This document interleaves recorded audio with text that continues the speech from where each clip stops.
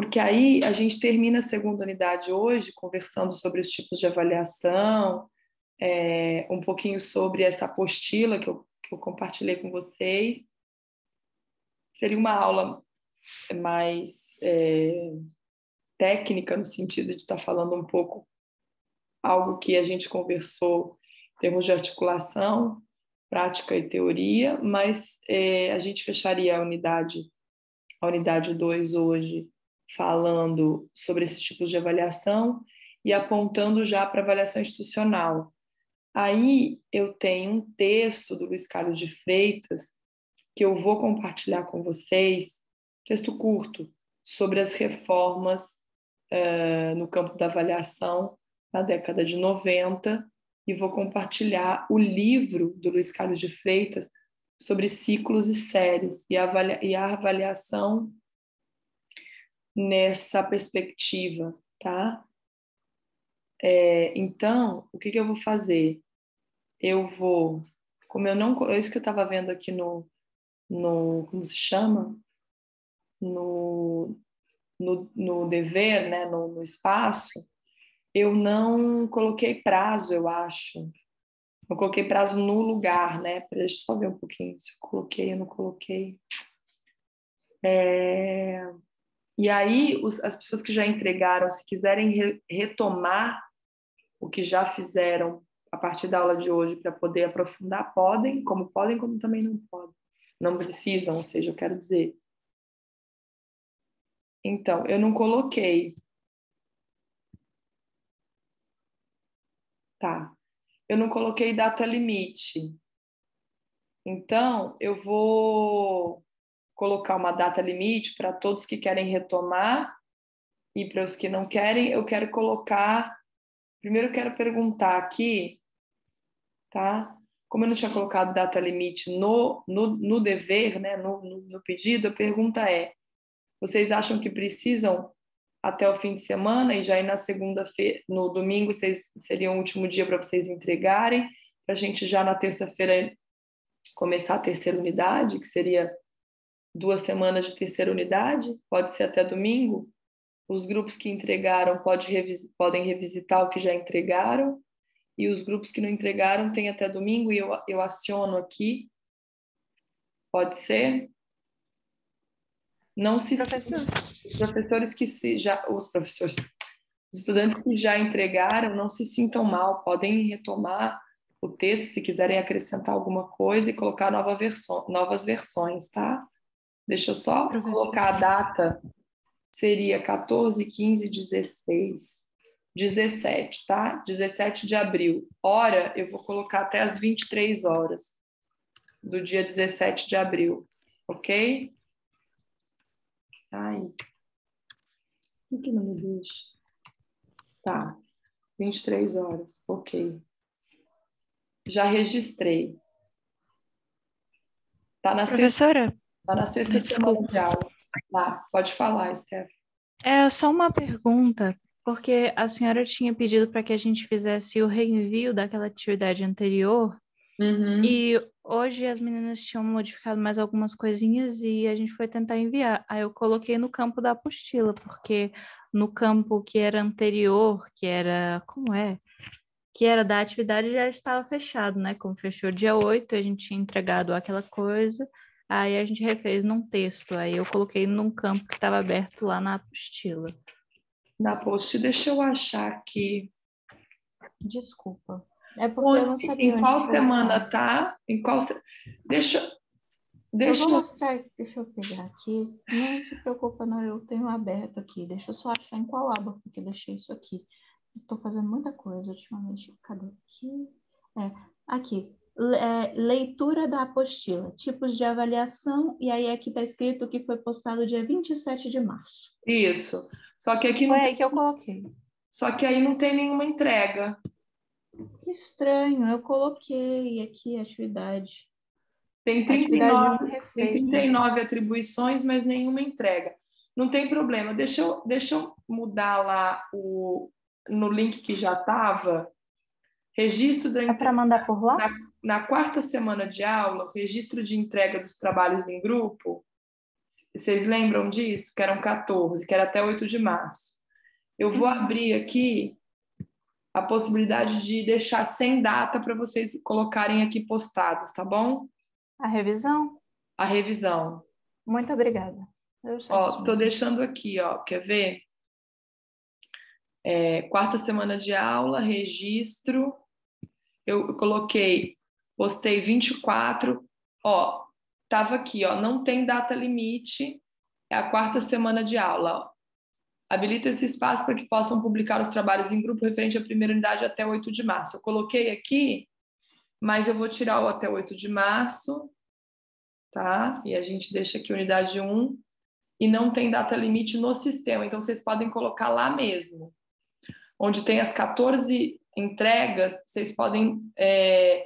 Aí, Stephanie, o que eu vou pedir é que tenha aqui um, que tá você que postou, você coloca versão 1 e versão 2 para poder avaliar isso no conjunto. Tá bem, então. Tá?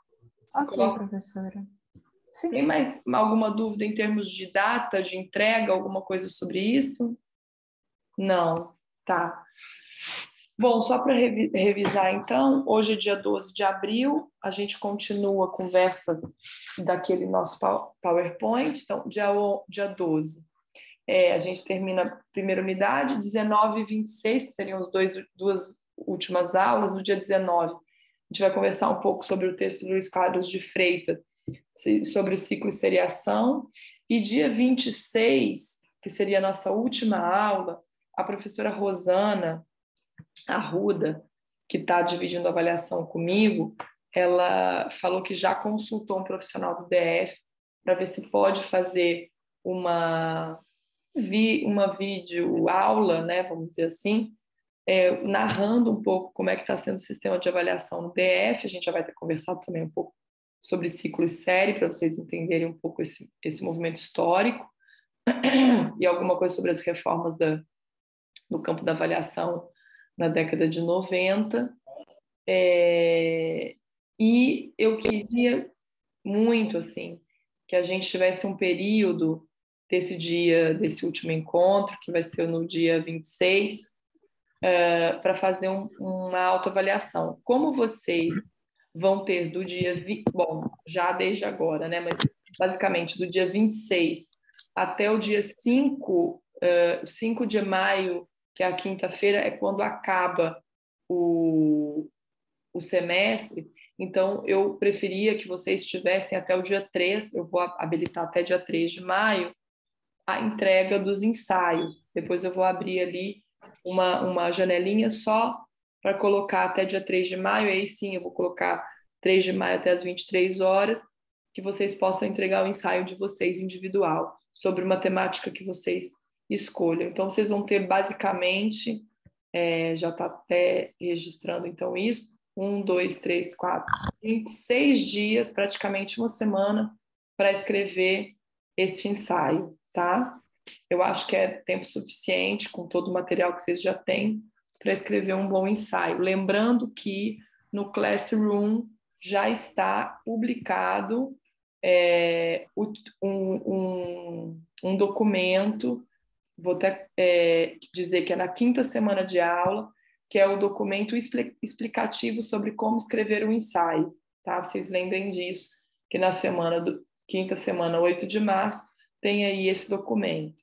Quando vocês tiverem dúvida, vão ao Classroom, revisitem para que vocês não tenham nenhuma dúvida a respeito do que está sendo compartilhado com vocês, tá?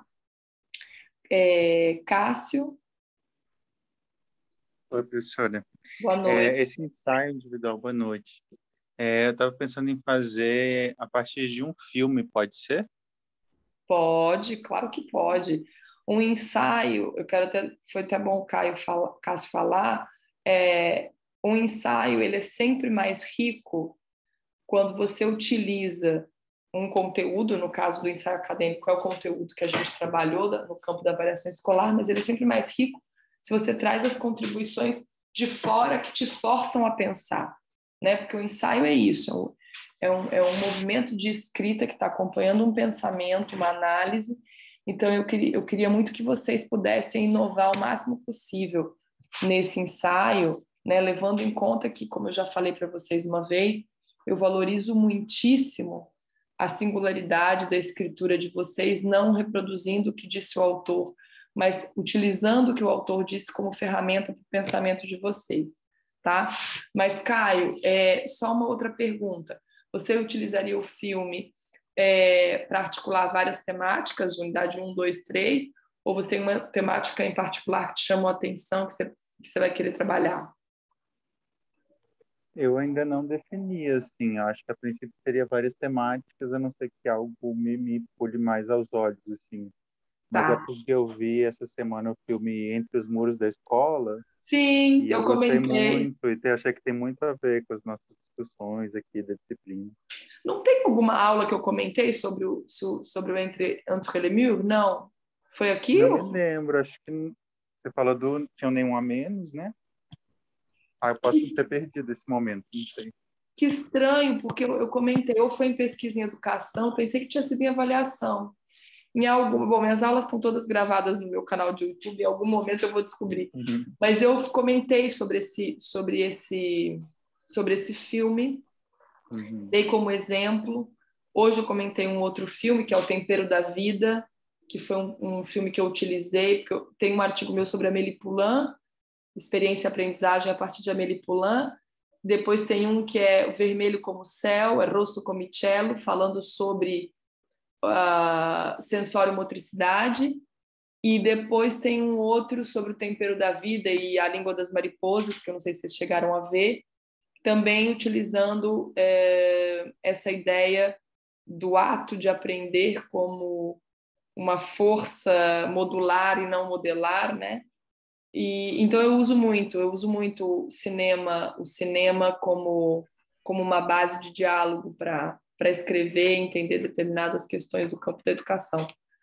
De todo modo, eu queria deixar também outro esclarecimento a partir da pergunta do Cássio, que é que vocês são livres nesse ensaio para misturar temáticas de unidade 1, 2 e 3, para falar de uma única temática. Vocês podem construir esse ensaio de acordo com o que afete mais vocês e a escrita de vocês, tá bom? Não precisa se restringir a falar uma coisa, um tema, tá? Vocês podem fazer esse movimento como vocês quiserem.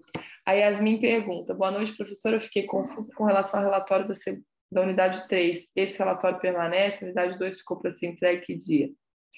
Yasmin, de acordo com o que a gente conversou na aula passada, não sei se vocês tiveram tempo de ver a aula gravada, quem não estava, é que a segunda unidade ficou somente o trabalho em grupo para conversar sobre o questionário compartilhado que está lá no Classroom, tá? E a terceira unidade, vai ser somente um texto e a participação eventualmente de um professor, ele fica só como possibilidade temática do ensaio final. Então, vocês vão ter como avaliação 2 entregas, uma já foi feita, já foi revisada, já foi revisitada, porque a gente está trabalhando numa perspectiva de avaliação processual. O segundo questionário, eu estou abrindo a possibilidade de vocês entregarem até domingo. Os estudantes que já entregaram o questionário quiserem acrescentar alguma coisa a partir da aula de hoje, também vão poder fazer isso até domingo. Podem também fazer, toda vez que vocês quiserem revisitar, porque para mim é legal ver processo, coloca versão 1, versão 2. Não pega a mesma versão e envia, porque senão eu vou ter sempre a versão final sem conseguir ver o processo inicial que vocês já tinham entregue como primeiro ponto. E a terceira unidade, então, ela não vai ter um trabalho em grupo, vai ser composta somente do ensaio final. Fica claro isso, Yasmin? Seriam 2 trabalhos em grupo e um ensaio final. Tá claro? Oi, professora. Então o trabalho em grupo da segunda unidade será esse questionário, né? Exato. Que tem que ser E no entregue até caso... domingo.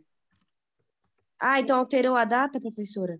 Eu alterei a data até domingo, 23 horas, alterei agora, de acordo com a solicitação.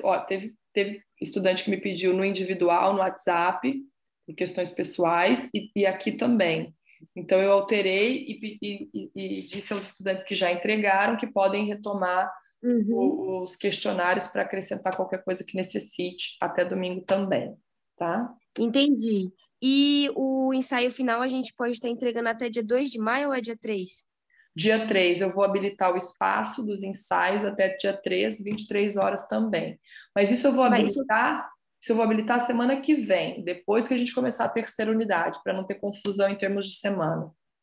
entendi, mas se eu quiser já entregar antes, eu também posso ficar livre, né? Para entregar antes desse prazo, do dia 3, o Pode, ensaio mas final.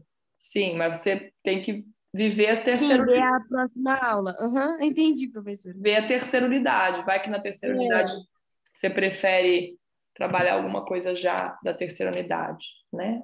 entendi. Aí nessa terceira unidade a gente pode ficar livre para escolher ou falar das três unidades, né? Ou, ou ficar livre para escolher uma só. É isso? No ensaio, vocês podem Ensaio escolher final. o que vocês quiserem do que a gente trabalhou durante o período todo, né, do trimestre, não do semestre. Entendi, professora. Agora ficou tudo claro. Obrigada. De nada. Stephanie, Professora, eu fui olhar lá naquele. Eu não sei, talvez eu tenha entendido errado, que a senhora falou que abriria novamente aquela atividade que tinha deixado para o dia 8 para a gente enviar a segunda versão, porque eu fui lá olhar e parece que ainda não está aberto, ou a senhora ainda vai abrir. já abri.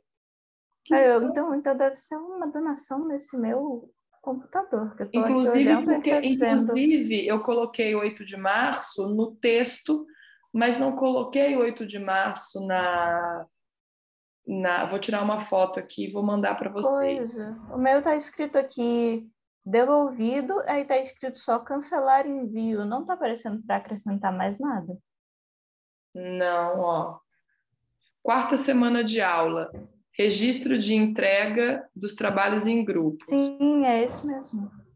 Deixa eu ver aqui. Aqui para mim está aparecendo somente cancelar envio.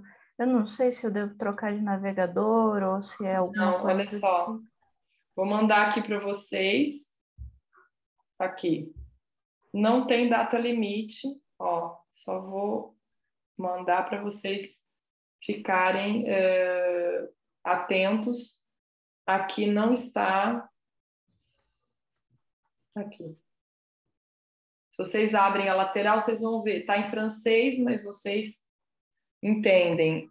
Quando coloca aqui no data limite, significa nenhuma data limite. Então, não tem data, está registrado, tá? Pronto. Já enviei aí no WhatsApp, tá? Agora eu vou compartilhar o PPT e nós vamos começar. Não tem mais dúvida, tem? Ou alguém tem mais alguma dúvida? Não, é só que eu não estou conseguindo encontrar aqui, mas eu vou conversar com as meninas depois, tá bom? Obrigada, professora. De nada. Espera aí, agora eu vou botar. Vou ir passando. Vou ir, é ótimo, né? Estou indo já. Vou passando aqui. Espera aí um pouquinho. Tá. A gente tinha... aqui, essa aqui é a história. Vou pedir para alguém ler para mim isso aqui. Ups. Tá, agora foi. Quem é que pode ler para mim? Eu posso ler, professora. Então vamos. Quem é que falou? Foi o Cássio? Jonas, professor. Acho que foi Jonas. Foi o Jonas. Aí eu vi que a voz estava mais grave, assim, mas... Oh.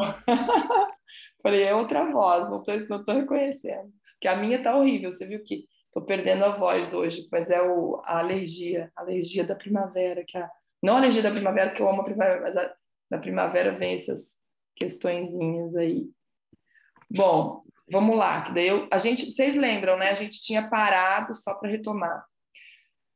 Quem avaliação avalia, processo de ensino, essa cisão foi uma cisão que a gente já conversou bastante, que no nosso caso a gente começou a romper com essa lógica de que no processo de ensino-aprendizagem quem avalia é o educador, quem é avaliado é o educando, né? A gente está vivendo isso em todo o nosso curso e eu acho muito interessante que a gente possa ter, por exemplo, essa história do Lewis Carroll, que nos ajuda a pensar e nos dá mais elementos ainda para pensar em como romper com essa lógica instituída e ir criando movimentos, experiências instituintes sobre a prática avaliativa. Mas vamos lá. Pode ir, Jonas. Obrigada pelo oferecimento. De nada, professora. O título da história é História do Rato.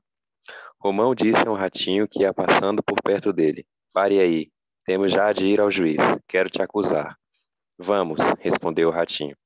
A consciência de nada me acusa e saberei defender-me. Muito bem, disse o gato. Aqui estamos diante do senhor juiz. Não vejo, disse o ratinho. O juiz sou eu, disse o gato. E o júri? Perguntou o ratinho. O júri também sou eu, disse o gato. E o promotor? Perguntou o ratinho. O promotor também sou eu. Então você é tudo? Disse o ratinho. Sim, porque sou o gato. Vou acusar você, julgar você e comer você.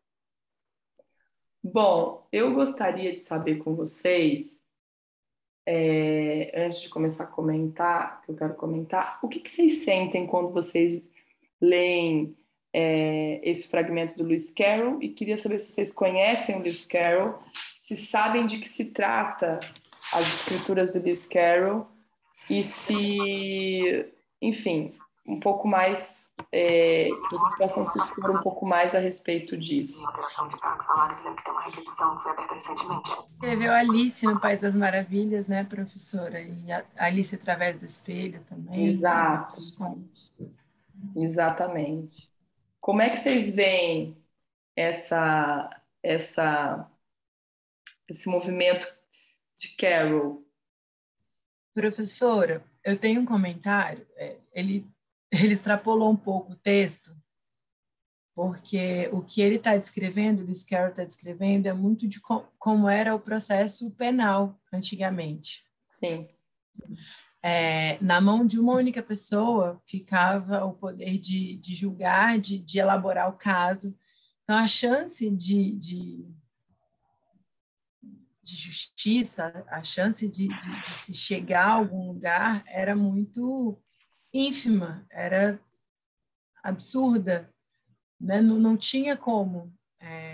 E eu lembro que, quando a gente estudou, um dos fatores importantes para se promover a justiça era separar as pessoas, né? Era separar o júri, era separar o juiz, era separar para que o processo fosse mais justo. E levando isso para o processo avaliativo, né, nos textos que a gente leu, é levar também aquele que vai ser avaliado para o seu próprio processo de avaliação. Porque, senão, inconscientemente, eu acredito, né, a gente é levado a promover uma série de ideologias tão dominantes na nossa sociedade, na educação, nas escolas, e que vai sempre levar você, quer dizer, vai ser uma escala, né, um modo de produção. Se você não atender aqueles requisitos, então você não presta. Claro. Você não... Eu lembro do texto aqui, eu acho que da Carmen, que ela começa, né? O que a gente vai ler, o que a gente vai escrever, por que a gente vai fazer, tudo isso é definido. Sim. Por conta desse caráter da avaliação, desse processo. Por isso que é um processo de reflexão que é constante, que é dialético, e ele não para, ele sempre continua, ele é continuado. Porque senão a quem você está servindo com o processo de avaliação? O que você está servindo com esse processo de avaliação? Claro. Eu acho que tudo que você falou é perfeito, fundamental, é nessa direção mesmo, por isso eu pensei nessa história. Mas tem também uma outra coisa importante, né, que eu acho que tem a ver com essa questão do instituído e do instituinte, que para mim é muito importante, que é que o rato ele tem um papel importante nesse diálogo, que é o papel do questionador, né? O que significa o papel do questionador? É um papel fundamental que a gente tem ao longo da história da educação invisibilizado. Por quê? Porque a gente não consegue lidar com questões que nos tiram de um lugar de certeza. Então, por exemplo, quando o Ratinho pergunta, né, e o júri, então você é tudo, né? Quer dizer, quando ele começa a dizer, não, mas espera aí, como assim? Você vai me levar num lugar? Por quê? Como, né? Todas as perguntas que desestabilizam o gato, e o gato finaliza, na verdade, isso é menos do que um diálogo, né? Mas finaliza tudo dizendo, não, porque o que acontece é que eu vou te acusar, te julgar e te comer. Então, mas, basicamente, ele está querendo dizer ao rato que o rato não tem saída. No entanto, vocês podem perceber que não tem uma continuação se coloca aí um ponto de reticências neste diálogo, porque não se sabe qual vai ser a saída do rato, né? Qual é a linha de fuga desse rato? A parte de sua postura questionadora, de sua postura crítica e de sua não aceitabilidade ao que está posto, de que o gato come o rato, por exemplo, né? Porque o gato pode comer o rato, mas existe aí uma astúcia ratiana que não está posta em questão, né? E eu também consigo fazer um paralelo, eu gosto muito desse paralelo, que é o paralelo imagético.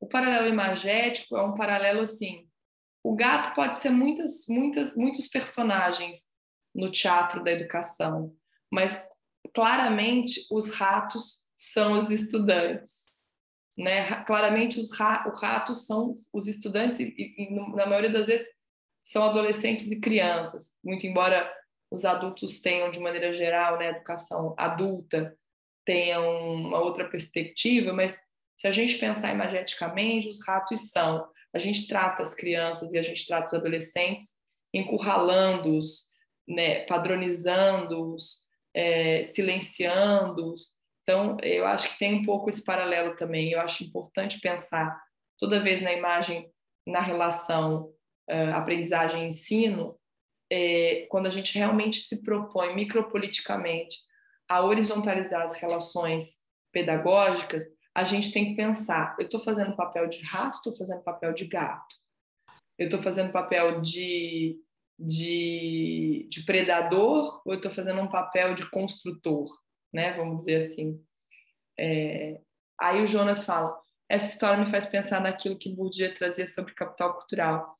Você precisa competir com pessoas com mais capital cultural e de uma cultura que não é a sua. Você sempre vai ser julgado, avaliado, condenado uma cultura que você não conhece, por um crime que você não sabia que tinha cometido. Não tem como fazer algo além disso.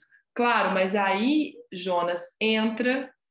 Eu tive falando isso num parecer hoje que eu fiz também para uma estudante de avaliação, que pediu a outorga antecipada, que a questão do capital cultural, ela também é até muito mais complexa, porque também ela vem acompanhada hoje, no sentido de uma atualização dessa teoria, pelo pensamento decolonial. É dizer, espera aí, o pensamento decolonial é um pensamento que está rompendo com aquilo que você, por exemplo, o capital cultural, você só está diagnosticando uma realidade que está tal como ela sempre esteve. Então, assim, o que o Bourdieu fez como sociólogo? Ele identificou um problema social, né, que é esse, né, que existem diferentes culturas e valorização distinta dessas diferentes culturas, né? Existe uma hipervalorização de uma determinada cultura, que é a cultura branca, que é a cultura do consumo, que é a cultura que alimenta e nutre o capital, etc. e tal, e tudo que é cultura popular, que é cultura que eles chamam de cultura periférica, né? É a cultura desvalorizada. Então, quando você tem esse diagnóstico, e continua reproduzindo discursivamente esse diagnóstico, você não muda a realidade, né? Aí vem uma cacetada que é justamente o pensamento decolonial e dizer assim, olha só, não quero mais saber que existe isso aí de que eu sei que tem que existe a teoria do capital cultural, não me basta, não basta para transformar a realidade. O que a gente tem que fazer é justamente agir de modo a que possam enxergar, que possam ser visibilizadas outras vidas em movimento. Então, de todo modo, quando eu digo assim, quando você diz assim, não, então você sempre vai ser avaliado e condenado por um crime que você não sabia que tinha cometido. Peraí, que crime é esse? O crime cometido é qual? Né? Quer dizer, botar o dedo na ferida de uma visibilização ou da construção de um crime que talvez não seja um crime, também é uma postura de reexistência. Então, o pensamento decolonial vem no sentido de fazer com que as vidas reexistam, não mais resistam, porque resistir tem direta relação com um confronto direto com um problema, né? Dizer assim, não, então, se existe opressor, existe oprimido, eu vou deixar de ser oprimido fazendo a revolução. Não, né? A resistência, ela é muito mais forte no sentido de uma estratégia, porque é a vida de todo dia se reinventando e se fazendo ver, né? O que é isso aí? Toda a teoria queer, todo o movimento LGBTQI+, todos os movimentos dos indígenas, os movimentos dos quilombolas, os movimentos das mulheres, os movimentos das crianças, os movimentos das parentalidades, das novas parentalidades, tudo isso é criação de uma nova consciência que não aceita mais determinados papéis previamente construídos. Não sei se você me acompanha, né, nesse argumento, mas eu acho que é nesse sentido também que o diálogo do Carroll não continua porque coloca o rato em xeque, né? Coloca o rato nesse papel de interrogação. Bom, como é que ele vai agir diante dessa... É como se a afirmação do gato, vou acusar você, julgar você, comer você, fosse basicamente a transcrição exata da teoria sociológica bourdieuiana de que, bom, existe um capital cultural. Tá, e... né? Você me acompanha, Jonas, no que eu estou falando? Acompanho sim, professora. Eu não tinha parado para pensar nessa ótica de reexistência, ao contrário de resistência. Eu achei bem interessante. A gente tem que começar a pensar nisso. Isso tem a ver com o que a gente chama atenção. Não vamos mais ficar na lógica de dizer, bom, a gente teve aí no Ministério da Educação todo esse eu tenho dificuldade de usar as palavras, sabe? Todo esse descaso. Bafafá. Esse bafafá, esse descaso, né, com um campo tão nobre, né, de uma sociedade, que é o campo da educação, esse descaso, um descaso total com isso, né?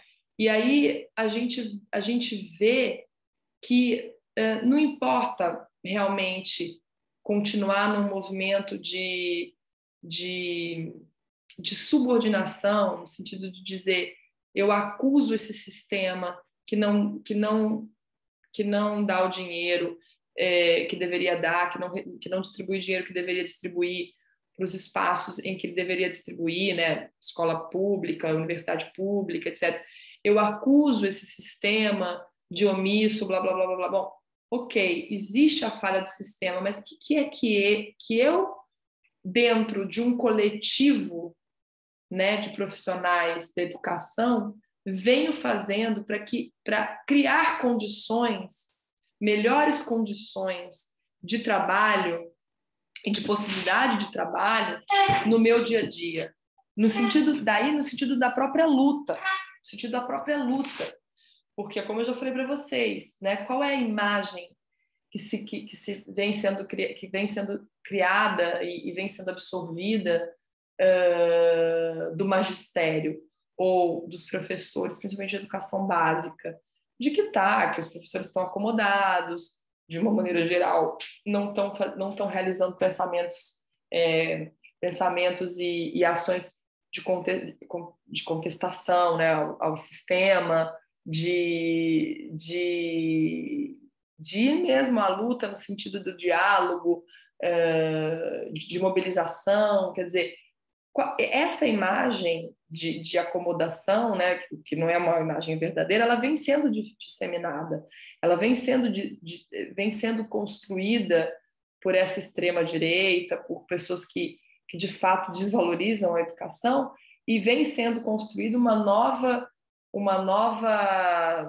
e vem sendo também construída uma imagem equivocada de que os professores se acomodam, então eles faltam, daí eles não vão trabalhar, então que todo mundo é praticamente vagabundo, e por isso que a educação é uma droga, porque o professor não é bem formado.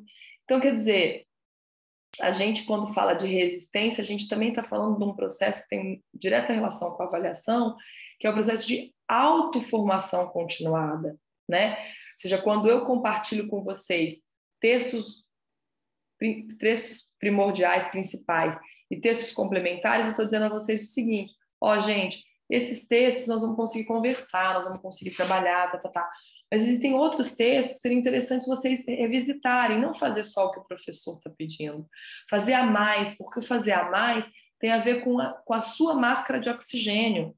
Quando o avião está caindo, eu tenho que botar a máscara em mim para depois botar a máscara nos outros. Porque se eu não botar a máscara em mim e me autoformar e acreditar nessa formação, que a ferramenta eu tenho, eu estou aí nos espaços em que algumas ferramentas me são dadas.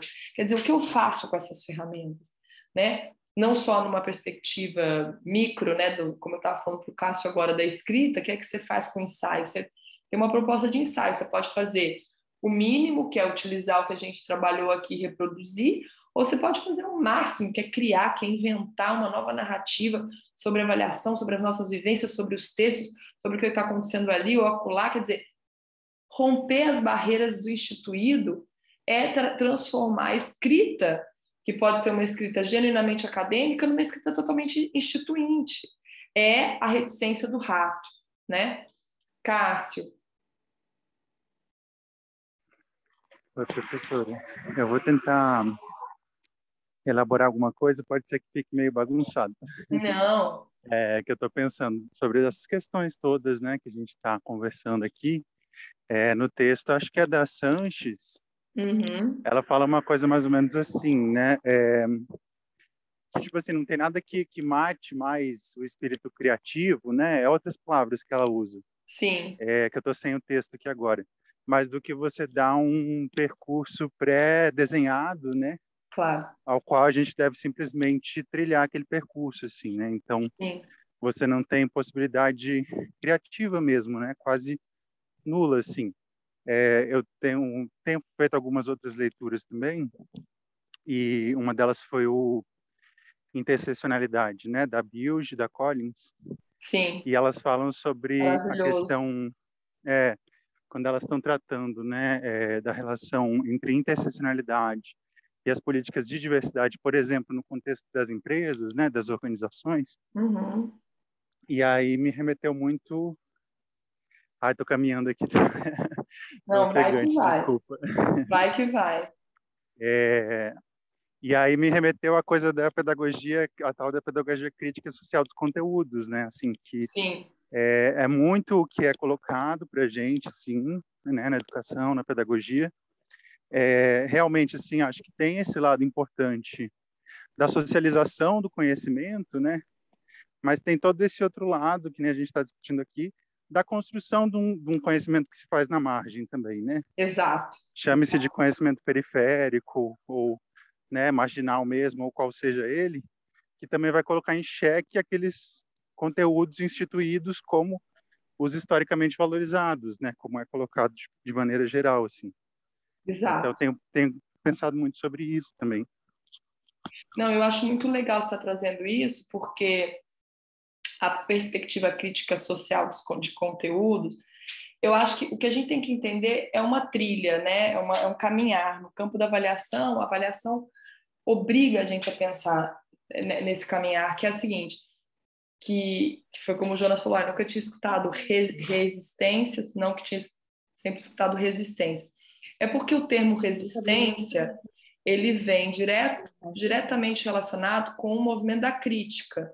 Então, a gente aprende muito teoricamente, principalmente quando a gente está falando das teorias mais clássicas, né, de cunho de esquerda, né, de cunho marxista, gramsciano, ou dessa sociologia mais vamos dizer assim, de uma sociologia da educação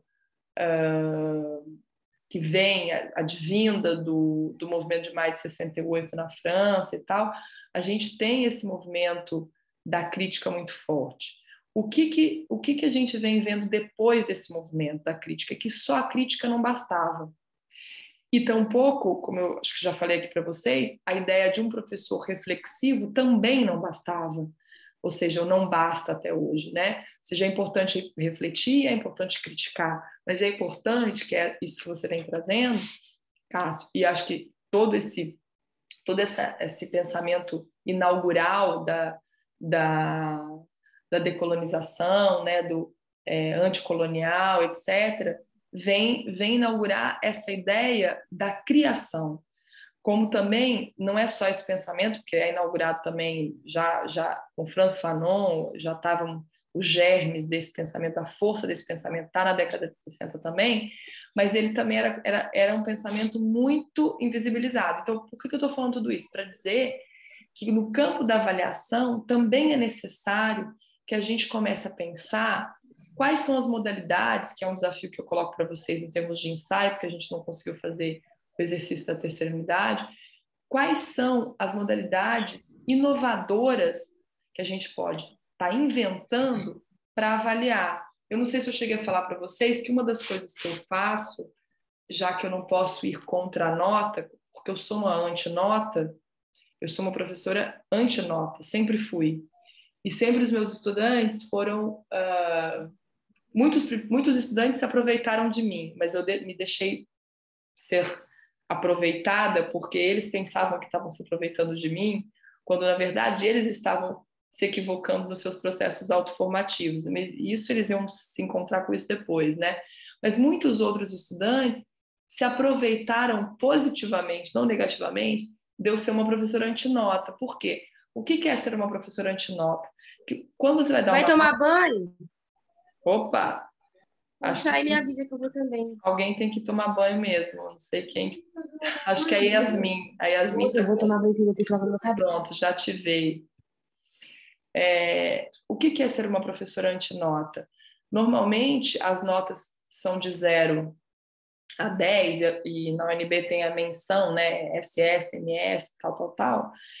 E, para mim, sempre todos os estudantes são a nota máxima e, eventualmente, de acordo com circunstâncias, contextos, etc., se diminui do máximo para o menor, né? Então, é muito difícil que o estudante que já é máximo para mim chegue a um... Qual é a menor menção? MM, né? Nunca me lembro. É o SS, MS, qual é o outro? MI. A menor, né? A menor que você passa E o SR, que é o pior de todos. Eu tirei um SR na minha vida. SR tem rendimento. Sem rendimento. Como é que uma pessoa pode ser sem rendimento, né? Então, quer dizer, isso é uma prática de reexistência na avaliação que eu sempre justifico. Já que eu não posso ir contra o sistema de nota, eu faço o sistema de nota tal como eu posso fazer, né? Agora, esse tal como eu posso fazer leva em conta processos, né? E os processos são sempre plásticos. Acabou de sair um artigo meu, um capítulo de livro, depois eu compartilho com vocês, um livro que está sendo lançado agora pela APRES sobre Montaigne e Deleuze, e eu defendi uma plástica pedagógica. A plástica pedagógica defendi a partir desses dois autores. A plástica pedagógica é isso, é você ter a capacidade de flexibilização, do ato de moldar os seus planejamentos de acordo com a força acontecimental, com o que está acontecendo naquele momento. Então, aquilo que eu tinha começado nesse PPT, contexto e situação. E aí, isso tem a ver com resistência, tem a ver com o movimento de você fazer todos os dias uma micropolítica que dialogue com a macropolítica, fazendo explodir essa macropolítica nos seus termos mais genuínos, ou reforçando o lado positivo dessa mesma política, né? Eu acho que esse é o grande barato, né? Aquela velha fórmula estar dentro estando fora. Como é estar dentro estando fora? Esse é o desafio da resistência. Bom, na sequência disso, eu coloquei aqui a importância da gente pensar a eticidade nos processos avaliativos. Então, por exemplo, como a gente pode pensar a ética quando a gente está avaliando o conteúdo transmitido? Existe eticidade no processo de avaliação de conteúdo transmitido? Como a gente pensar essa eticidade quando a gente, então, está avaliando conhecimento construído? Quem quer falar um pouquinho para mim dessas duas fórmulas? O que significa avaliar conteúdo transmitido e o que significa avaliar conhecimento construído? E qual é o rol, qual é o papel da ética nessas duas perspectivas? Alguém pode me falar? Ou quer falar sobre isso? Professora, creio eu que avaliar conhecimento transmitido é a avaliação que a gente costuma ver, por exemplo, de resposta a perguntas, né? Então, você tem uma questão e a pessoa tem que ser capaz de colocar aquela resposta com base naquilo que ela foi informada, no conhecimento que foi transmitido pelo professor.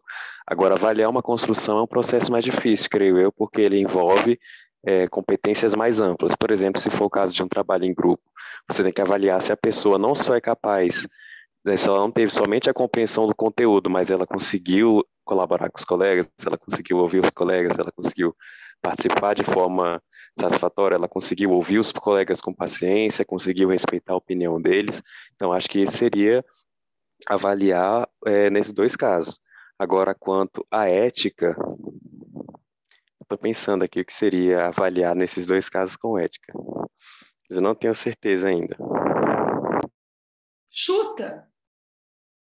Fala o que vier. Eu acho que a ética ela pode ser feita avaliada nesses dois quesitos. A questão é, você pode avaliar com ética tanto o conhecimento transmitido quanto o conhecimento construído.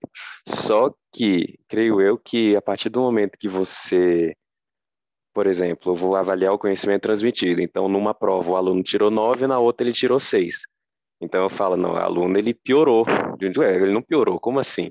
Vamos investigar. Aí você vai fazer uma avaliação mais ética, porque você vai estar levando em conta o aluno, por que que teve essa suposta queda de rendimento. Será que é de fato uma queda de rendimento?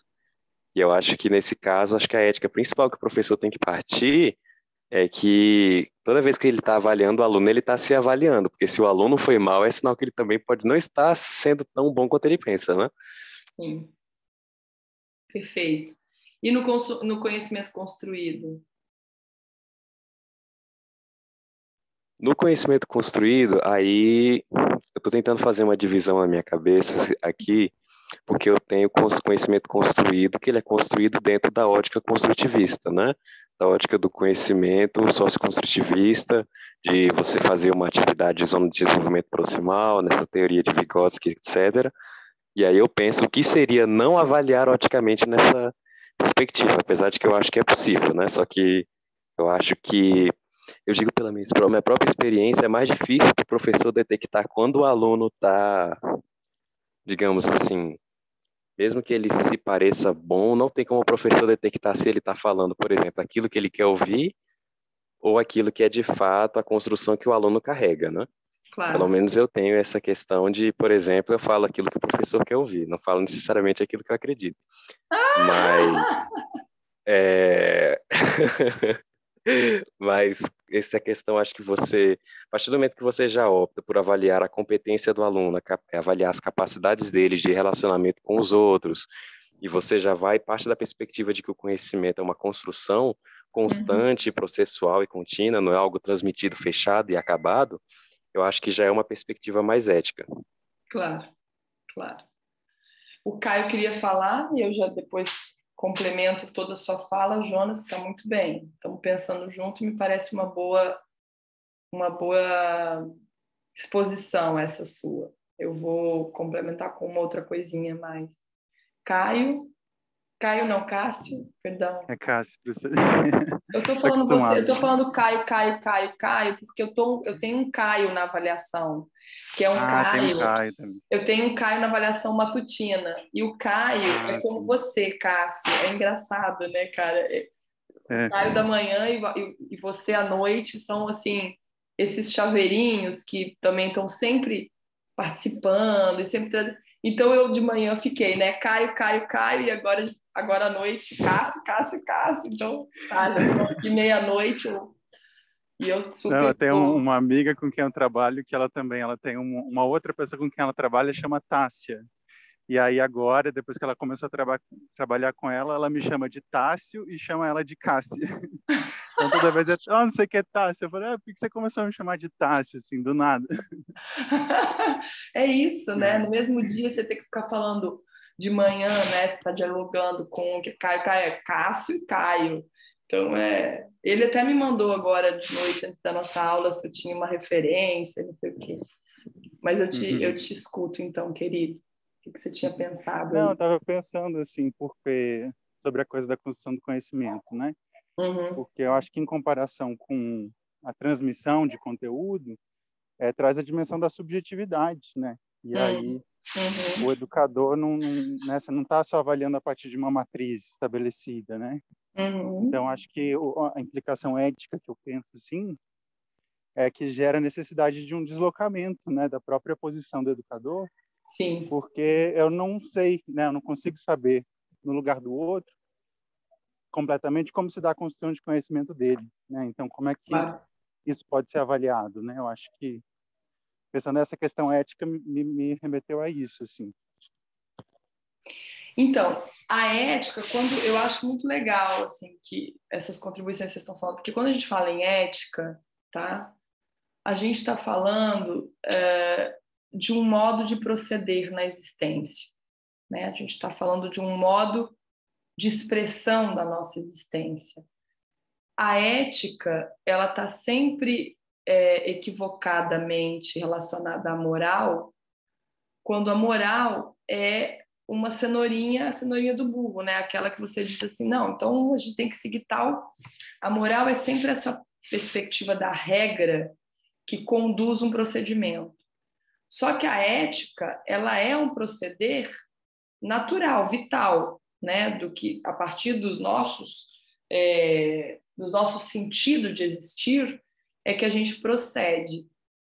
Quando a gente procede via moral, a gente está procedendo fora do que é a nossa vitalidade mais básica ou genuína. Então, quando a gente está falando de avaliação de conteúdo transmitido, a gente tem a possibilidade de se perder eticamente nesse processo de avaliação do conteúdo. Bem disse o Jonas, não, olha,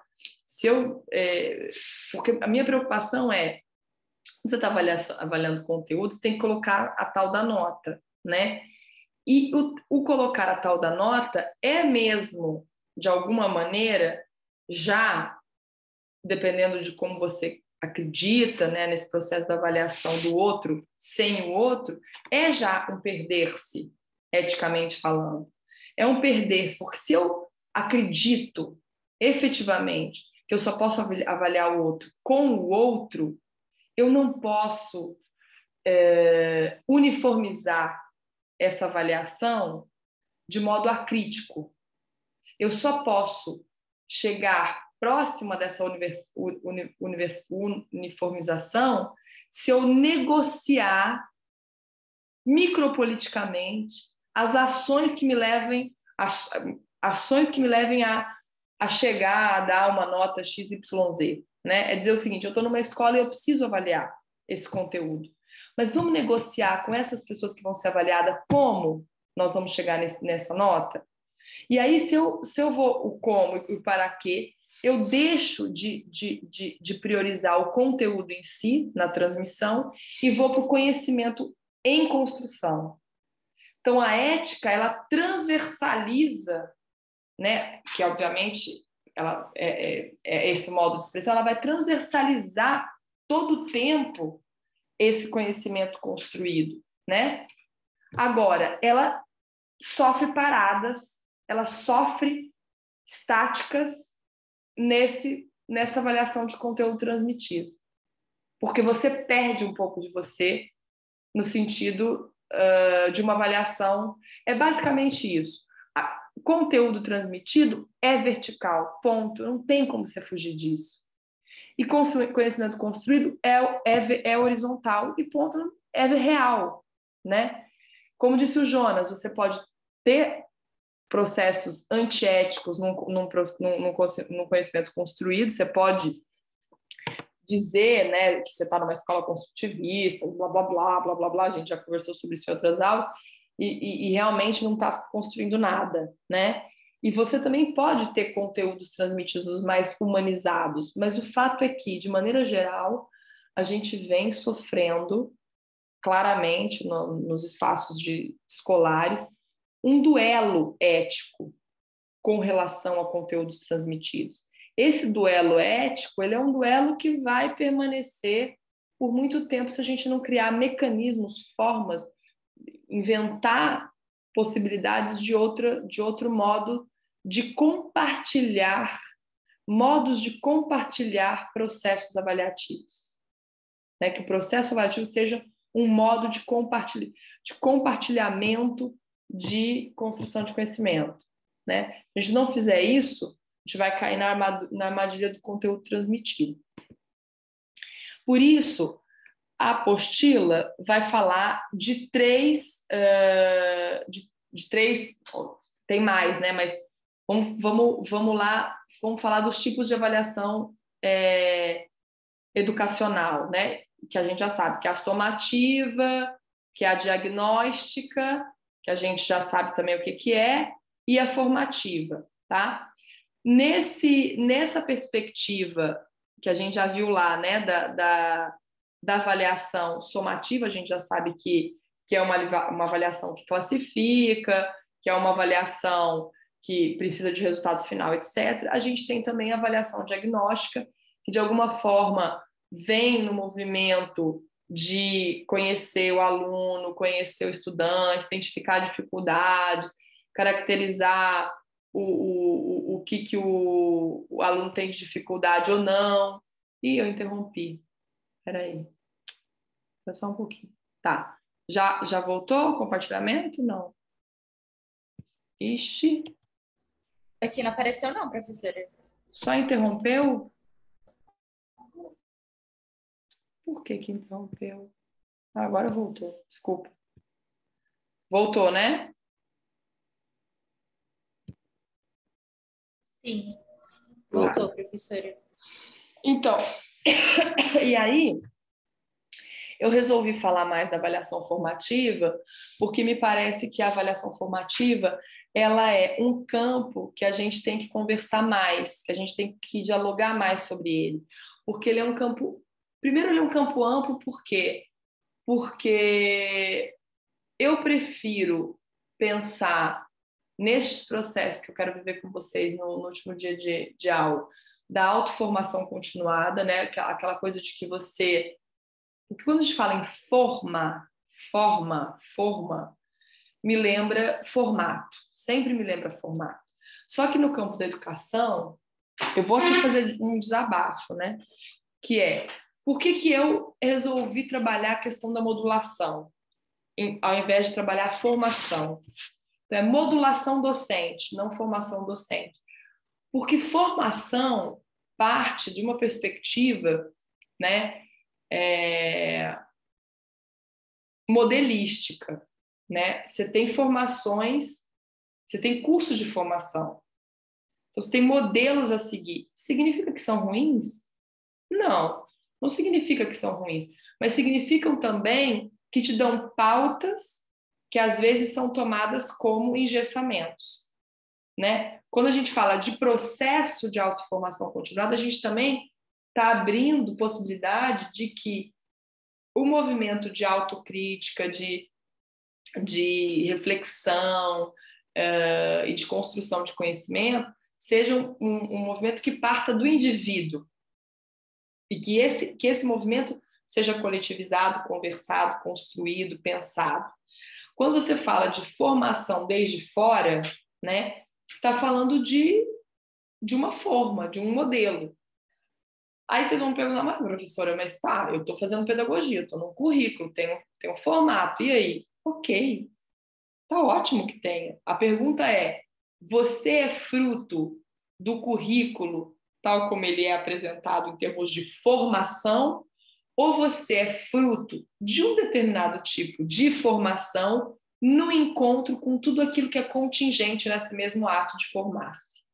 Tudo aquilo que é contingente no ato de formar-se, que é tudo aquilo que você vai trazendo a parte de fora, né? E que vem de fora justamente porque você está nesse processo, é o que eu chamo de modulação.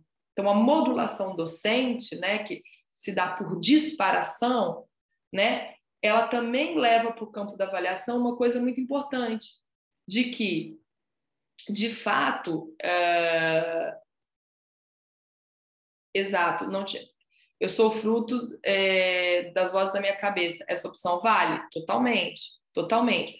Tudo que é aquilo que não é esperado, que não pode ser modelizado, é aquilo, é a vida modulando, é o que vocês estão modulando. Portanto, uma avaliação modular, ela é diferente de uma avaliação modelar, porque a avaliação modular ela é situacional e contextual. A gente já conversou sobre isso. Então, uma avaliação formativa, se você quiser colocar na bibliografia oficial da pedagogia, ela pode também derivar-se de uma avaliação modular. É dizer, ela vem, né, nessa perspectiva, esse é um autor que defende que a avaliação formativa não é uma verificação de conhecimento, é antes um processo, né, de interrogar-se sobre esse processo. É o refazer do caminho percorrido para refletir, tá, sobre o processo de aprendizagem em si mesmo, sendo útil principalmente para levar o aluno a considerar uma trajetória e não um estado de conhecimento, dando sentido à sua aprendizagem e alertando ao mesmo tempo para eventuais lacunas ou falhas de percurso, levando a buscar, ou nos casos de menor autonomia, a solicitar meios para vencer as dificuldades. Óbvio, quando ele está aqui fazendo o jogo da autonomia, ele está falando que a gente precisa de alguém para formar. O caso é o professor, né, que vai direcionar, é o professor que vai avaliar, etc. E tal. De todo modo, a ideia que eu mais gosto, numa perspectiva de autoformação, tá? Que é muito mais do que uma formação, é essa ideia do problema que se impõe para você. Você cria esse problema e esse problema se impõe. Esse problema se transforma no seu melhor amigo, que é sua melhor amiga e tal, que é esse ato de interrogar-se. O ato de interrogar-se, o ato de revisitar o percorrido, né? E interrogar-se no processo. Não só interrogar o processo, mas interrogar-se no processo. Eu acho que isso é muito importante, é um dado importante da avaliação formativa, né? É por isso que eu acho que é importante abrir um conversatório autoformativo no final e autoavaliativo no final dos cursos. Eu sempre faço isso, sempre fiz em todos os meus cursos, porque não só, isso que o Jonas falou anteriormente, não só eu tenho dados concretos cotidianos narrados pelos estudantes sobre o que deu certo, o que não deu, o que eu posso melhorar, o que eu não posso, como também nós, como grupo, como coletivo, podemos pensar sobre outras saídas no campo específico, no nosso caso, na disciplina de avaliação escolar, né? E, que é o caso da criação, criar outras ideias, outras possibilidades, outras propostas, etc. Quais são, então, aí é o exemplo do molde, né, do modelo. Quais são as características de uma avaliação formativa? Normalmente é conduzida para o professor, no caso de uma modulação, ela é conduzida por ambos lados, né, sejam dos estudantes, tanto do professor. Destina-se a promover a aprendizagem. A aprendizagem é um acontecimento, ela pode acontecer também pelo lado do professor e também pelo lado do aluno, do estudante.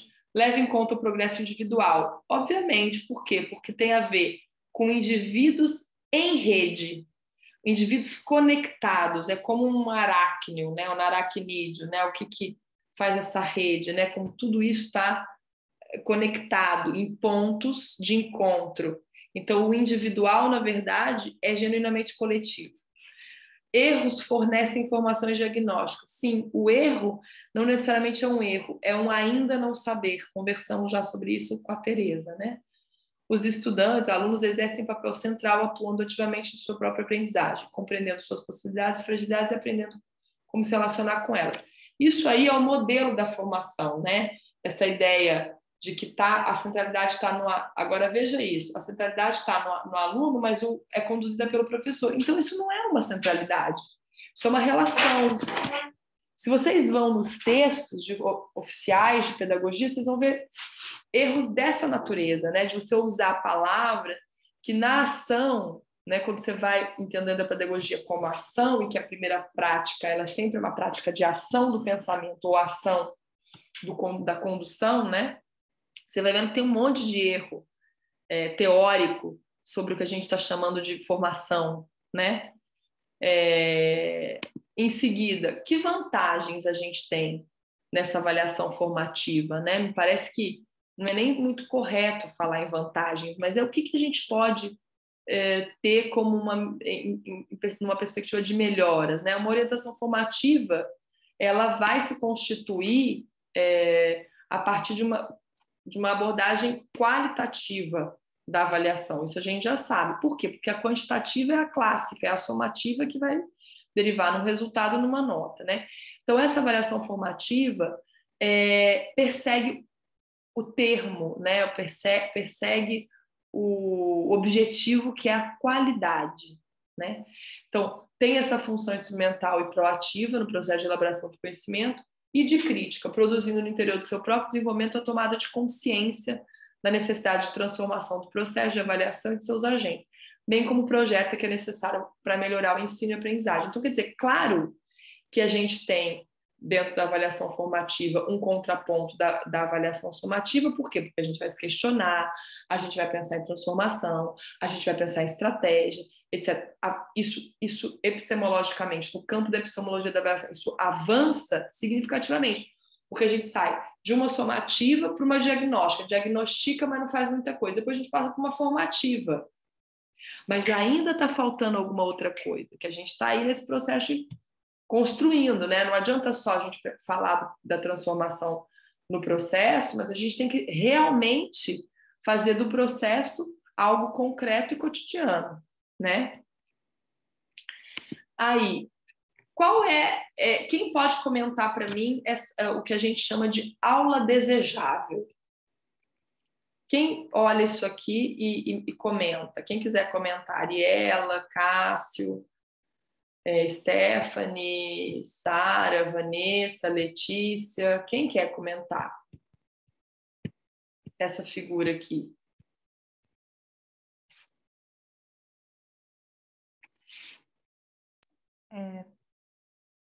Ninguém quer comentar? Então, eu posso comentar. Uma questão de didatização das questões, uma vez que ela aborda de uma forma mais lúdica o aprendizado com as crianças, e a diretora olha e vê que aquilo não é uma abordagem tão tradicional, que você trabalha com, digamos, com música, com diversas outras coisas com as crianças, e dá uma certa liberdade para que elas tenham, enfim, mas que foge uma abordagem tradicional, e isso deixa a diretora extremamente estupefada quando ela entra na sala e vê, meu Deus, que baderna é essa? Mas a professora está auxiliando os alunos no seu processo de ensino e aprendizagem. Eles estão interagindo com os outros estudantes, e eles estão aprendendo também, só que não da forma como a diretora, no caso dessa imagem, acharia que seria apropriado. Eu acho que é isso. Exato. Dentro dessa perspectiva, Stephanie, o que a gente está vendo aqui? Algo muito, muito discutido quando a gente está falando da avaliação, né? Avaliação, aquele trígono básico: didática, currículo, didática e avaliação. É o trígono básico da história da pedagogia. O que a gente está vendo? Um processo de destruição nessa cena da compartimentalização dos saberes, porque só de haver criado uma escola de samba vai quem quer, e dentro dessa escola de samba vai quem quer, ela criou um samba enredo, que neste samba enredo a gente tem letra, a gente tem conteúdo, a gente tem ritmo, a gente tem objetivo, a gente tem história, a gente tem geografia, a gente tem raciocínio matemático, a gente tem filosofia, blá, blá, blá, blá, blá. Quer dizer, quando eu falei a modulação opera por disparação, é isso. A disparação, disparation em francês, é quando algo dispara uma modalidade transversal, que neste caso pode ser entendida como transdisciplinar. Ou seja, ela transversaliza a disciplina. Então, essa disparação é o quê?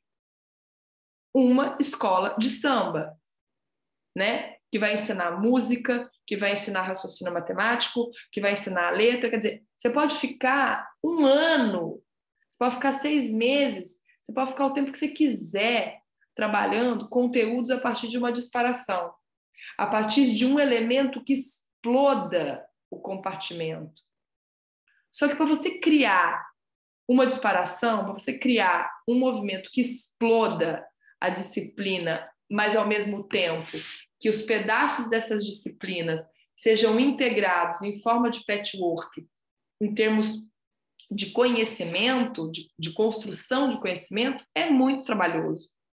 Por que é muito trabalhoso? Porque você explode, pega os caquinhos, e esses caquinhos são as pluralidades, são os espaços todos de constituição, né, do universo, a geografia, história, música, que a gente, de novo, volta a montar, né, para essa história do patchwork. O que é o patchwork? O que é o quilt? São vários retalhos de colchas perdidas, disciplinas, que a gente cria uma nova colcha, né, que seria desenhada a partir de outra perspectiva sensorial, né? Então, é uma lógica de remendar diferenças, né? Então, essa coisa de remendar diferenças é muito importante, porque a gente vai lá ver com Foucault, nem sempre a economia foi economia. Economia era a história da riqueza do homem, nem sempre a biologia foi a biologia, né? Ela é a história da vida, bababá. Vai lá nas Palavras e as Coisas, vocês vão ver como as disciplinas foram sendo constituídas, né? Então, do mesmo jeito que as disciplinas foram sendo constituídas, do mesmo jeito que a matemática só podia ser concebida com a filosofia, por isso que a filosofia é uma disciplina hoje, né? Genuína, que todo mundo fala, mas ela sempre foi uma disciplina genuinamente lógica, né? E que a gente não concebe assim, né? A gente fala, não, peraí, filosofia é qualquer coisa menos lógica, né? Não tem nada a ver, filosofia, matemática. Mas, enfim, o que eu quero dizer é que essa explosão que vem a partir de uma ideia, no caso dessa professora teve a ideia da escola de samba, também permite, essa aula desejável também permite uma nova modalidade avaliativa, que é o quê? Que é permitir que inteligências variadas sejam expressadas. Por exemplo, a inteligência lógico-matemática expressada a partir de equações impostas é diferente de uma inteligência lógico-matemática para compreender o funcionamento lógico de um grupo, quantas pessoas vão trabalhar aqui, ali, acolá, quanto é o total disso, daquilo, o que a gente precisa para montar, entende? Então, quer dizer, esse raciocínio matemático que é necessário, né? Quanto custa tal fantasia, quanto vai custar aquela outra, eu consigo, a gente já conversou sobre isso. Do mesmo jeito a história. Bom, que tema é esse? Do que se trata? Bom, eu vou falar da história do futebol, como é que esse futebol serve, enfim. E principalmente o nome da escola, né? A escola de samba vai quem quer. E o vai quem quer é isso. Quem que está envolvido com essa escola? Quem é que vai? Quem quer? Por quê? Porque obrigar a que a criança vá sem ela querer não permite espaços de criação, permite espaços de reprodução, tá? Fica claro isso? Estão me acompanhando? Tá tudo bem? Só faz uma mãozinha aí. Fica claro, professora. Tá. Fica claro, professora. Sim, professora, fica assim. Dessa forma, o que que nós vamos ver, né? Outros autores que estão defendendo a avaliação. A avaliação implica o encontro com outros, com pessoas, e se concretiza em um projeto de melhoramento que sirva para potencializar professores através de diálogo e reflexão sobre a sua prática. Entendida assim, não é uma simples metodologia, porque muitas vezes a avaliação é confundida com metodologia, mas uma filosofia que define aspectos essenciais que se apoiam em uma teoria do sujeito, da escola, da sociedade, dos valores e conhecimentos. Isso aí tudo de uma forma ou de outra a gente já conversou, mas o que é importante dessa ideia é pensar na avaliação que necessariamente implica o encontro com o outro, a outredade no processo avaliativo, que sempre é deixada em segunda, terceira instância, né? Então, algumas frases aí que a gente já tem para fechar com chave de ouro, né? O aluno Freire, o aluno ensina ao aprender, o professor aprende a ensinar, a gente já conversou, Jonas falou, a gente sempre ensina o que mais precisa aprender. Isso aí tem um pouco a ver também com o Mestre Ignorante, do Jacques Rancière, que também fala sobre justamente o mestre ignorante é aquele que vai acreditar na igualdade das inteligências e vai ensinar aquilo que ele menos sabe, né? A escola seria o espaço privilegiado para saber sobre o passado e relacionar esse saber com o fazer, que é o novo, tá? Reforçando algumas ideias que a gente conversou nessa segunda unidade, né? E finalizando essa segunda unidade, que os erros devem ser considerados construtivos, pois são dadas as alternativas para o aluno refazer o que não aprendeu, ou que ainda não aprendeu, está faltando ainda aí, promover a autoavaliação para que o estudante tenha consciência dos seus erros e acertos. O importante é conseguir com que os estudantes envolvam competências e habilidades para que compreendam o mundo de uma forma significativa, isso é a Tereza. A avaliação tem que ser compreendida como um processo de inclusão dos estudantes, dos alunos e alunas na sociedade, né? Refletindo, vamos refletir. A qualidade do ensino estaria no que foi aprendido pelo estudante ou no que foi compreendido e transformado pelo estudante no decorrer do processo de ensino-aprendizagem? Tem que melhorar várias coisas aí que tem errinhos, decorrer.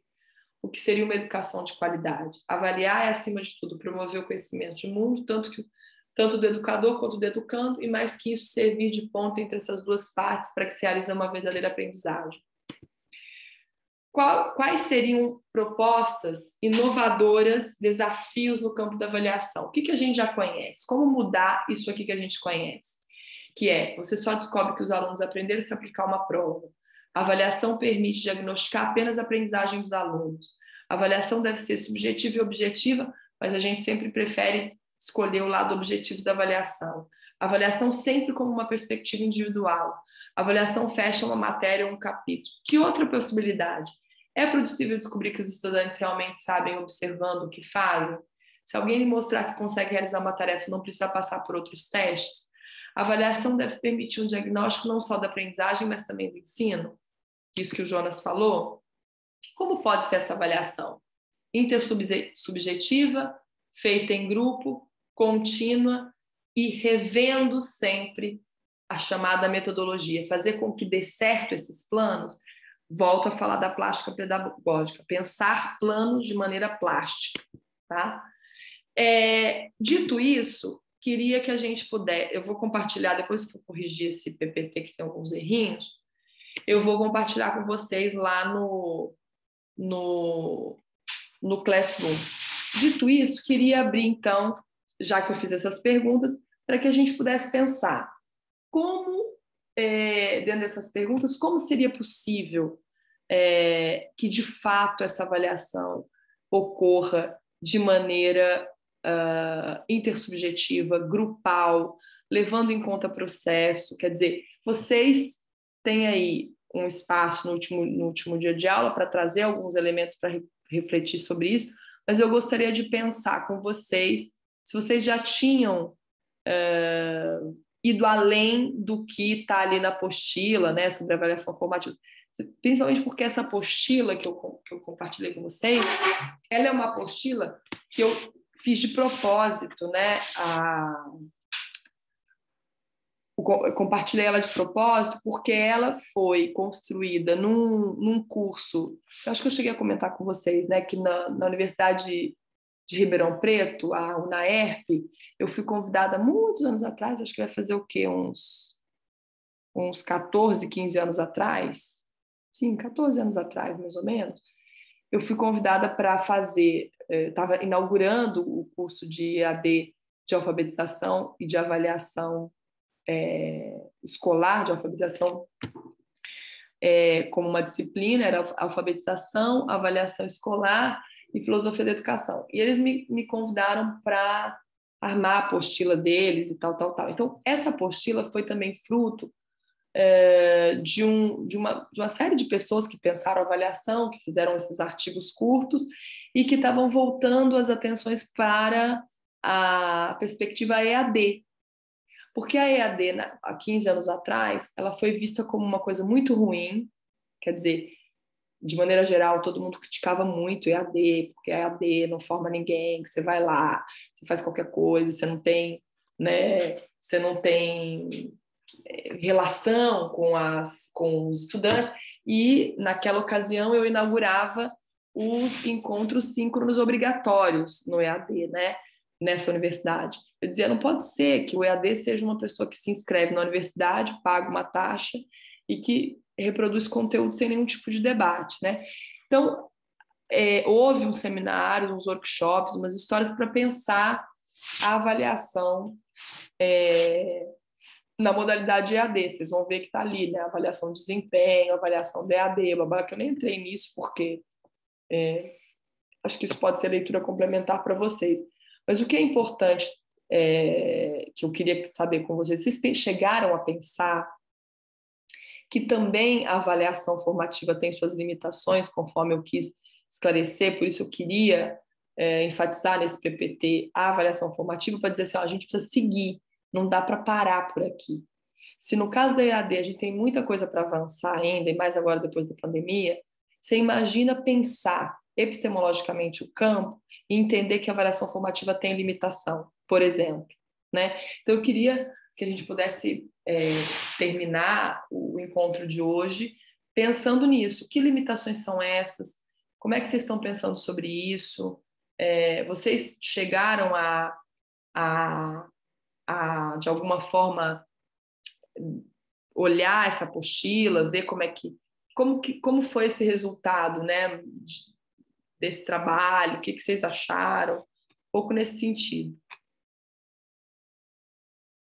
Escuto.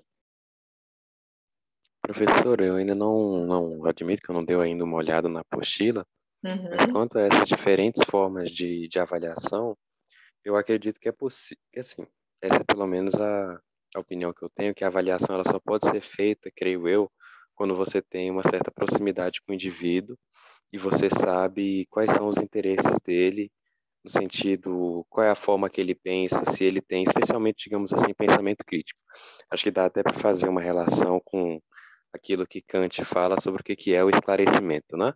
Sim. Então, acho que você conseguir ver se a pessoa ela tem esclarecimento. Eu acho que você consegue ver isso a partir de qualquer método avaliativo que você for propor. Porque, assim, acho que independente do método avaliativo que você for propor, que nem você disse, avaliação formativa, ou avaliação em grupo, avaliação por transmissão de conhecimento, você consegue, de todas as formas, tem como você burlar essa avaliação, entendeu? Tem como você, no caso, por exemplo, que nem eu disse que eu faço, com muitos professores que eu tenho, que você fala aquilo que o professor quer ouvir, porque você sabe que aquilo que você falar vai te dar nota. Claro. Então, eu estou burlando a avaliação, mas ele não conhece a minha verdadeira intenção. Ele não sabe se, por exemplo, eu estou ali concordando com ele, mas, sei lá, eu quero sair desse curso, ele não sabe se eu ainda estou interessado nisso, mas eu estou ali na frente dele falando, não, pedagogia por amor, e é isso aí, enfim. Claro. E aí ele não tem como ele me avaliar positivamente. A mesma coisa, por exemplo, vamos supor quando se fala, por exemplo, só de nota, só da nota que a pessoa aplica em função de um trabalho que ela entrega. A gente vê muitos casos no curso bem mais extremo, no curso de medicina, por exemplo, a gente vê muitos casos de médicos que a gente poderia julgar como, olha, esse daí teve algum problema de formação, porque ele não teve essa informação básica aqui, ele deu a dosagem do remédio errada, a gente pode fazer esse tipo de julgamento. Mas por que ele tem um diploma? Como que ele conseguiu? Sim. Não teve nenhum professor que notou que ele estava com essa área tal deficiente. E aí vem a questão. Acho que a forma da gente avaliar se um sujeito está pronto é justamente ver se ele tem essa capacidade de olhar para, por exemplo, né? Esse é um das condutas que ele tem que ter, olhar para a própria prática dele e falar, não, eu não tenho domínio disso daqui, vou estudar. Eu quero ultrapassar o conhecimento que eu já tenho, então eu vou estudar mais. Aí é aí que a gente começa a ver se a pessoa tem capacidade realmente para ter uma nota. Nota é uma coisa meio complicada, mas se ela tem capacidade para exercer aquilo que ela está pronta, porque ela se digna a exercer. Só que, ao mesmo tempo, por essa ótica que eu estou falando, eu já estou observando a minha própria ótica. Não tem como eu reprovar um aluno porque eu não gosto do caráter dele como acadêmico. Não posso falar, olha, você, pelo visto, não está interessado a pesquisar mais nem a rever sua prática, então vou te reprovar na minha disciplina aqui, sei lá, de currículo. Mesmo que ele tenha apresentado todos os trabalhos, que ele tenha tirado nota, entre aspas, boa em todas as provas, né? Sim. Então, eu acho que é uma questão complicada, mas eu acho que a principal mesmo, especialmente quando a gente fala de educação básica, a gente vê esse aluno parece crítico, parece preocupado com o próprio estudo, eu acho que esse já é o critério mais importante. Independente da conduta dele em sala de aula, é você ver que você vê, né, esse aluno tem capacidade para sair daqui e ele vai ser um músico, você vê que ele tem interesse em artes, ele tem interesse em aquilo que não é necessariamente conhecimento da ordem, ele é uma pessoa que tem vontade, digamos assim, tem um Claro. esclarecimento, tem uma eudaimonia que ela quer buscar, né? No sentido de Aristóteles. Sim, sim, sim, sim, sim. Eu acho interessante essa sua colocação, porque a gente sabe quando isso que você fala, né, é tão equívoca a prática avaliativa no sentido clássico, né, quando você vai lá para o Benjamin Bloom, que ele era um pesquisador do campo de aprendizagem, né, o Bloom, e ele vai buscar na teorizar, né, no campo da, porque isso também é uma coisa que, né, desde eu sendo pedagoga, investigando a filosofia da educação no campo, tendo ferramentas da filosofia da educação, não é nem da filosofia da educação, para pensar questões genuinamente pedagógicas, me incomoda muito. Eu sou uma pesquisadora muito incomodada com a história dos modelos na constituição do pedagógico. Por quê? Porque o Bloom, o que ele faz? Ele estava, sei lá, com um problema louco, querendo entender a aprendizagem, né? Como a avaliação como a aprendizagem ocorria e como ela era avaliada, né? E todas as teorias de aprendizagem que a gente tem no campo da educação, elas advêm ou do campo da psicologia da educação, que é o campo mais forte teórico da aprendizagem, ou elas vêm pautadas na mirada histórico-sociológica numa determinada época, etc, etc, né? Mas, de maneira geral, é sempre a psicologia da educação que dá o tom teórico das teorias, o tom das teorias de aprendizagem, né? E isso me incomodava muito, porque eu quis fugir totalmente dos tons psicologizantes, da mirada sobre como alguém aprende, porque a psicologia é uma ferramenta que vai modelar, não tem jeito, ela vai modelar. E o Bloom, voltando agora para a avaliação, ele, seguindo os passos técnicos, metodológicos da modelação, do modelar, ele vai criar essas três categorias, né? O somativo, o diagnóstico e o formativo, né? Aí você vai ver que os pesquisadores que se apoiam nessa classificação, desse trígono, né? Você vai ver o Lucchesi no Brasil falando muito da avaliação diagnóstica, e você vai ver o grande ícone da avaliação formativa, que é o Philippe Pernoud. Os livros deles foram traduzidos aqui no Brasil, aí no Brasil muito.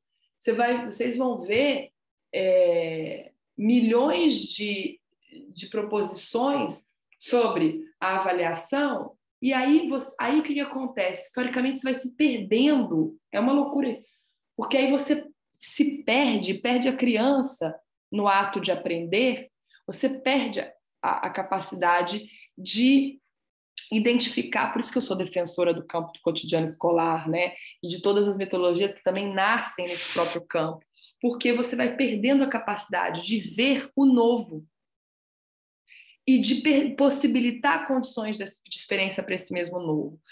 Significa que não é legal ter como ferramental uma teoria, por exemplo, piagetiana. Piaget se apoiou em Kant para poder... Piaget era hiperkantiano, para poder construir todas as fases de aprender. Ele era biólogo, né, cara? Para ele poder descrever todas as fases, que foi um estudo de observação participante com as suas próprias filhas, quando ele cria as categorias, as fases piagetianas, que viraram lei na nossa análise de desenvolvimento cognitivo infantil. E por que viraram lei? Significa dizer, então, que uma criança por exemplo, foi muito bonitinho, né? Ontem eu estava fazendo aqui com as meninas umas coisas, uns cartões postais que a minha filha vai mandar para os amigos dela lá no Uruguai, e a Malu sentou, pela primeira vez ela fez um sol bonitinho, a minha filha vai fazer 3 anos, a Malu, e olha a sequência, fez o sol, tuque, tuque, tuque, tuque, e depois ela fez uma cara com 2 olhinhos e um nariz, mas não fez a boca. Aí eu falei assim, se você vai na Gilda Riso, na Emília Ferreiro, na Smolka, você vai vendo variados sóis, variadas caras. Então, que vão demonstrar um tipo de plasticidade do traçado que variação contínua. Então, você não pode necessariamente taxar, você pode até dizer, não, realmente, vamos criar aqui um rango de fase do concreto, do concreto motor, você pode criar tudo isso, beleza. Eu já nem mais me lembro todas as fases, são 4, agora eu estou meio ruim de lembrar todas, mas a verdade é a seguinte, isso também é um autossabotamento. A questão é a seguinte, é que é muito mais bonito para as teses em pedagogia vocês perceberem que as crianças têm uma evolução pedagógica diferencial, né? Que é essa que você pode verificar, não, pô, ela fez o sol, pô, ela fez...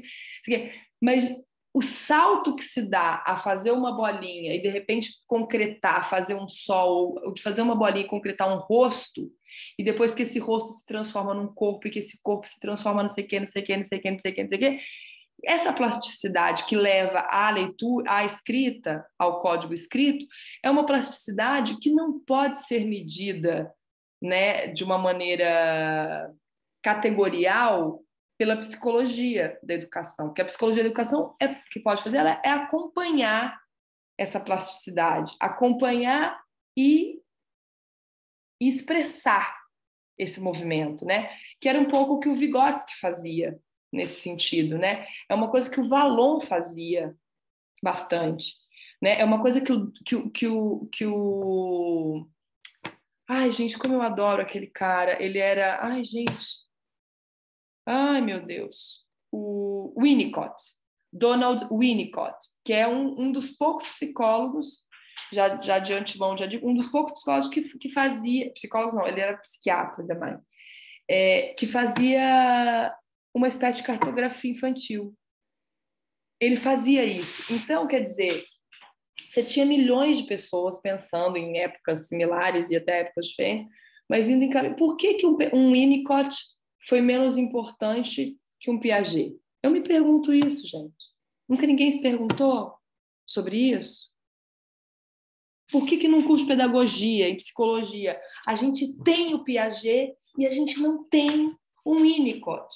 A gente passa por Vallon e fica só efetivamente no Vygotsky. Quer dizer, o que é isso? Por que é isso? Quem escolheu isso?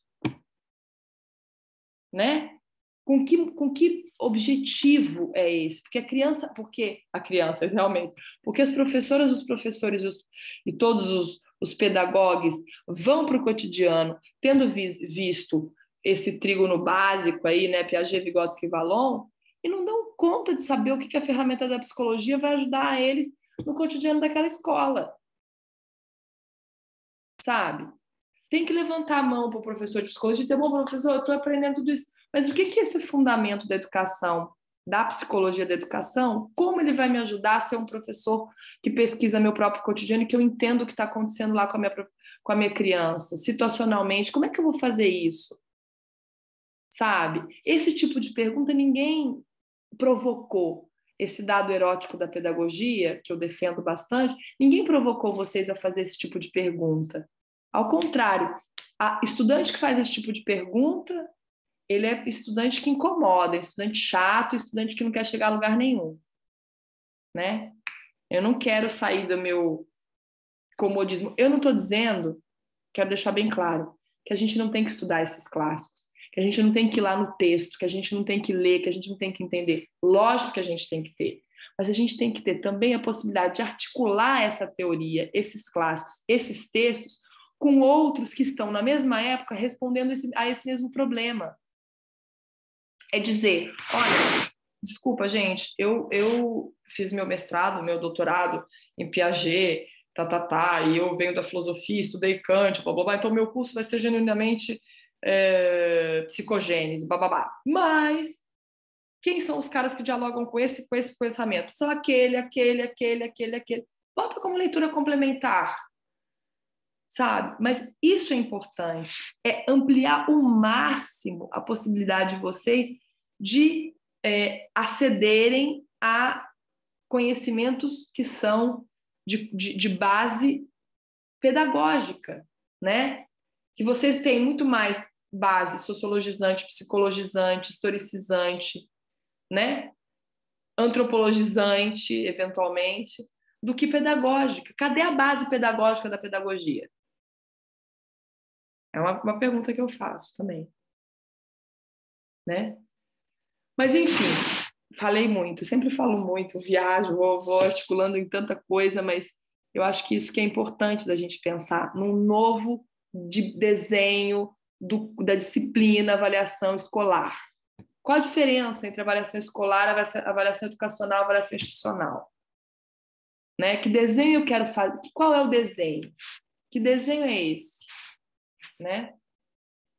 Eu tenho vontade de criar, se no semestre que vem eu for professor de avaliação escolar de novo, provavelmente você, eu estou a fim de trabalhar só onde está a base pedagógica da pedagogia.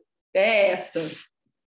Guardem essa pergunta. Isso aí é uma pergunta de resistência nos cursos, né, de licenciatura, principalmente no curso de pedagogia.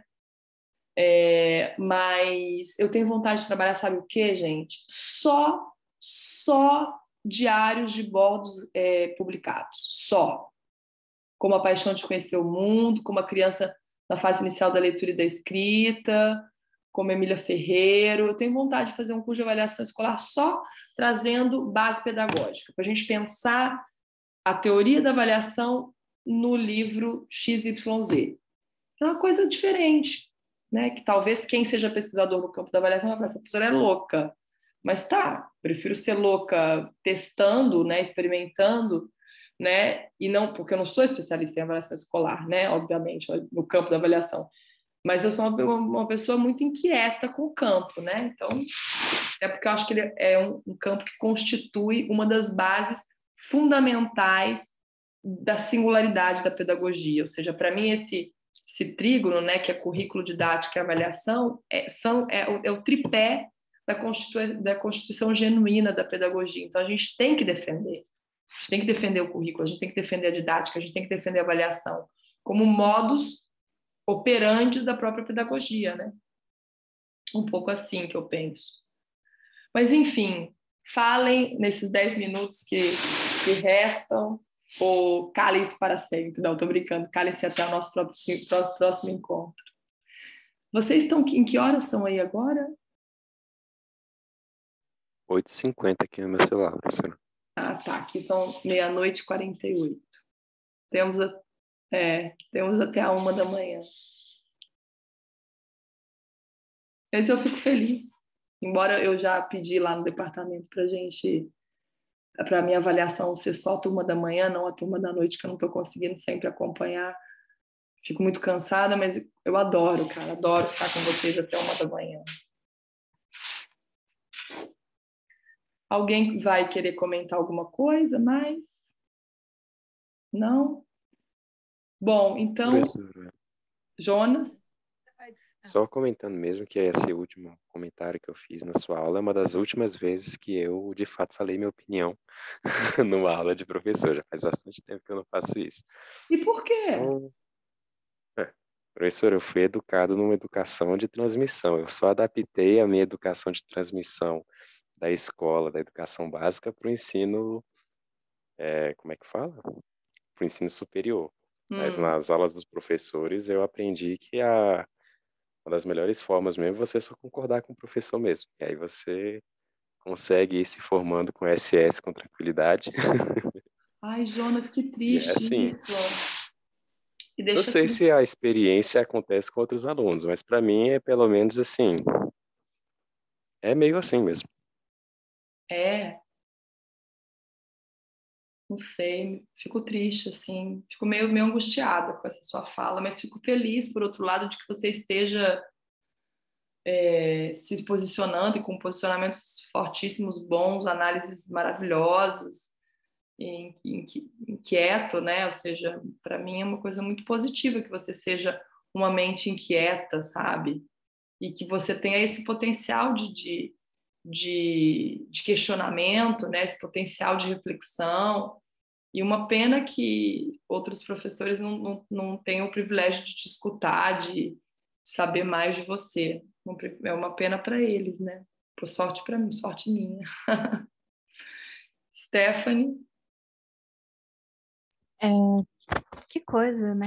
Enfim, eu lembrei de uma situação que, como a senhora falou, essa questão de que como as crianças não são assim de uma forma ou de outra, quando eu estava fazendo meu estágio em ensino fundamental, tinha um período da manhã que eu ficava numa creche, que ele já queria, que é a creche onde eu fazia o meu estágio remunerado, na época eu estava na UDF, precisava pagar a faculdade, e de tarde eu fui para uma escola pública, né?